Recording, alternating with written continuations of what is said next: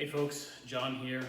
It's a Wednesday of all days. You're probably wondering what I'm doing on the video on a Wednesday and not a Saturday, but sitting out here in the garage in the old man cave where I do my best thinking, because I was thinking ahead to Saturday and what we're going to be doing for tasting, and I've had a very productive day so far. I already voted this morning, got a haircut from Mike B. the barber here in Palm City. And, I said I was going to move into breakfast cereals, and that poses some problems for me when I think through how we're going to make this fair and kind of judge the cereal on its own grounds, because there's so many different kinds. So I created like a matrix to work through here with you, and I want you to follow along with me so I know which way to go to do these tastings in the future. This might take a couple weeks to get through all the breakfast cereals. So, when I thought about it, we start off right here. This is like the beginning of all cereal. That's the unsweetened kind, right? So you have your Corn Flakes, you got your Cheerios, you got your Rice Krispies. But and I know, when we were kids, we just take the sugar and just throw it all over that cereal to make it move into this next quadrant, the sweet quadrant. And the sweet quadrant really had Frosted Flakes, Honey Nut Cheerios. It took those unsweetened cereals and made something new out of them, something that we all enjoyed.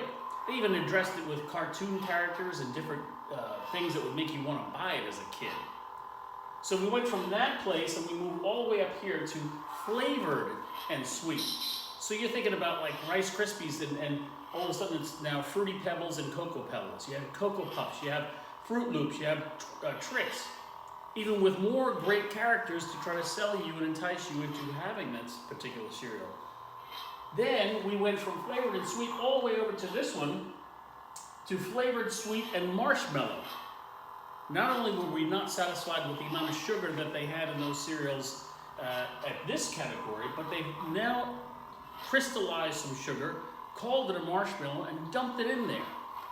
It's like candy in your cereal. So that made it even more enticing. You had your Lucky Charms, of course, but you also had things like Frankenberry, Count Chocula. You know what I'm talking about.